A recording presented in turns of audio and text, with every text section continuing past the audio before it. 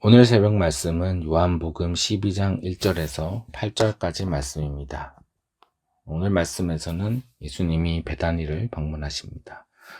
베다니에는 나사로, 마르다, 마리아가 살고 있는 곳입니다. 요한복음 11장에서도 예수님께서 죽은 나사로를 살리시는 이야기가 나옵니다. 사람들이 예수님을 죽이려고 모의하는 가운데 예수님께서 유대인 가운데 드러나게 다니지 아니하시고 떠나 계시다가 6월절이 가까워져서 예루살렘으로 가시기로 하십니다. 이때가 6월절 엿새 전입니다. 6월절은 예수님이 십자가에서 죽으신 때로 오늘 본문의 이야기는 예수님이 죽으실 때가 다가오고 있을 때 일어난 일입니다. 예수님께서는 말씀을 이루시기 위해서 우리를 구원하시기 위해서 죽음을 준비하시기 위해서 예루살렘으로 가셨고 예루살렘으로 가시는 길에 있는 나사로, 마르다, 마리아가 있는 베다니에 들르신 것입니다. 예루살렘 근처 베다니에서 예수님을 위하여서 잔치가 벌어집니다. 예수님과 예수님의 제자들이 있었고 거기에 나사로, 마르다, 마리아도 함께 있었습니다.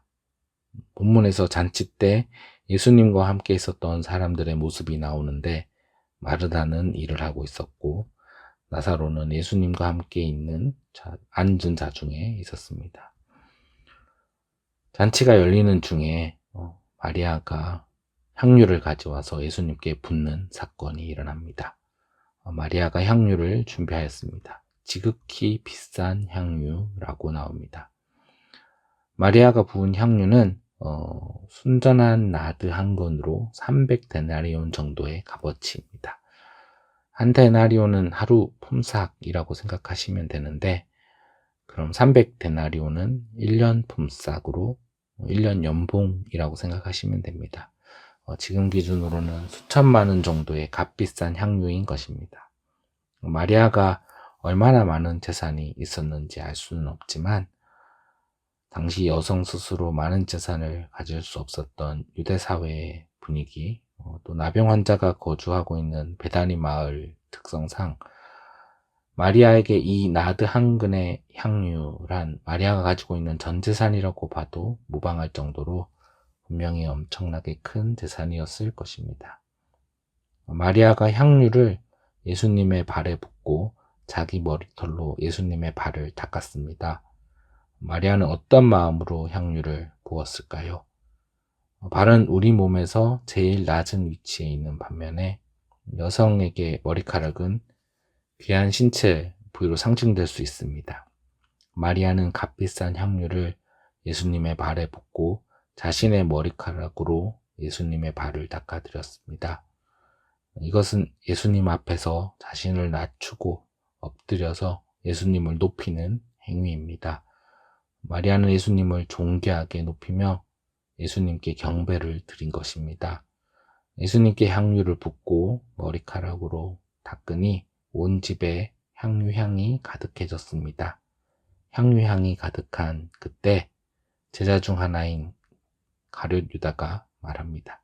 이 부분을 성경은 그냥 유다라고 하지 않고 예수를 잡아줄 가룟 유다라고 여기서 이미 유다의 정체를 밝히고 있습니다. 이어질 유다의 반응이 예수님 편에 서 있지 않고 예수님의 반대편에 서 있음을 알게 합니다. 유다는 값비싼 향유를 부은 마리아를 질책하듯 이야기합니다. 이 향유를 어찌하여 300데나리온에 팔아 가난한 자들에게 주지 아니하였느냐? 향유를 팔아서 가난한 사람들을 도왔어야 한다는 겁니다. 한번 부은 향유는 다시 쓰지 못합니다. 발에 부어 바닥으로 그대로 흘려버렸기 때문입니다. 그 비싼 것을 다 부었다고? 아깝다. 이것이 세상 사람들의 생각이고 유다와 닮아 있습니다. 조금만 써도 될 텐데 왜 전부를? 이걸 팔아서 다른 곳에 쓴다면 얼마나 많은 좋은 곳에 쓸 수 있을까?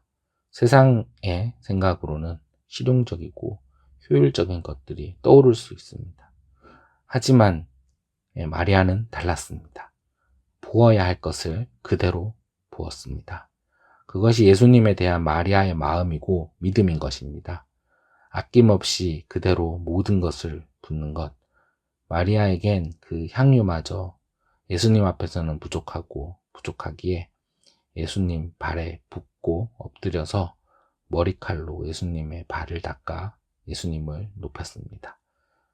우리는 이 향유를 팔아서 가난한 자들에게 주는 것이 낫다며 마리아를 다그치는 제자 중 하나인 유다처럼 되지 않도록 주의해야 합니다. 믿음대로 보일 수 있는 것을 붓는 그런 믿음을 가지고 있는 성도들에 대해서 교회에 오래 있었다고, 또 먼저 믿었다고, 교회에서 어떤 일을 맡고 있다고, 이렇게 믿어야지 저렇게 믿어야지, 하나님의 일은 이렇게 하는 것이라면서 예수님의 말씀과 다른 것을 가르치려 든다면, 또 말한다면 그들도 유다의 길로 가는 것임을 경계해야 합니다. 성경은 유다에 대해 그가 한 말과 달리 유다가 실제로는 가난한 자들을 생각함이 아니며 그를 돈꾀를 맞고 거기에 넣는 것을 훔쳐가는 도둑이라고 평가합니다. 이랬던 유다가 얼마 뒤 은30에 예수님을 팝니다. 그리고는 유다는 끝내 자살로 생을 끝내게 됩니다.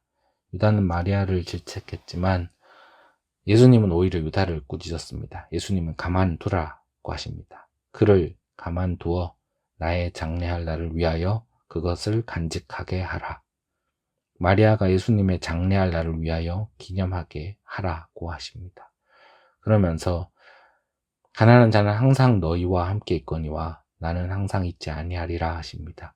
예수님이 곧 떠나가심을 말씀합니다.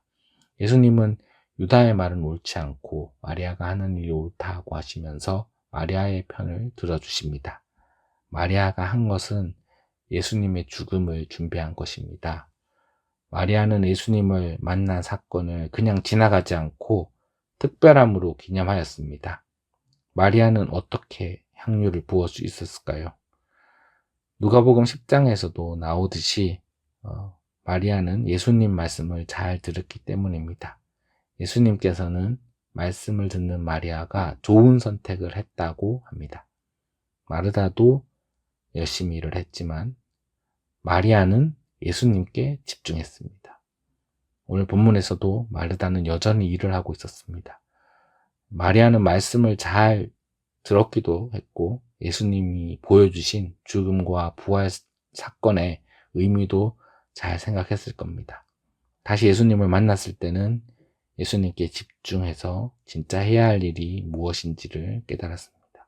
그래서 예수님과 같이 다니던 제자들 뿐만 아니라 아무도 일을 하지 않았을 때 마리아만이 예수님을 경배하고 기념할 수 있었습니다.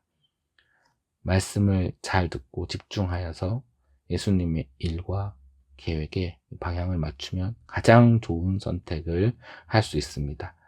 마리아가 향유를 부어서 예수님을 기념하였듯이 우리도 지금부터 전적으로 예배를 잘 드리고 말씀대로 살아내야 하겠습니다. 지금 예수님을 경배해야 합니다. 성도 여러분, 마리아가 예수님의 떠나가심을 기념하였다면 우리는 예수님의 다시 오심을 준비해야 합니다. 말씀 배우고 성령 받는 일에 우리가 가진 귀한 것을 붓는 기념의 사건들이 우리 모두에게 일어나길 소망합니다. 기도하겠습니다. 하나님 감사합니다. 예수님께 향유 부은 마리아의 믿음에 대해서 말씀을 들었습니다. 말씀 잘 듣고 해야 할 일들을 깨달아서 마리아처럼 예수님이 기뻐하시고 칭찬하시는 일들을 해내는 믿음의 일꾼들이 될 수 있도록 도와주세요. 예수님이 다시 오시는 때를 준비하며 예수님께 향유를 붓는 것처럼 우리가 가진 것들을 부어서 믿음으로 살아갈 수 있도록 도와주세요. 감사하며 예수님 이름으로 기도드렸습니다. 아멘.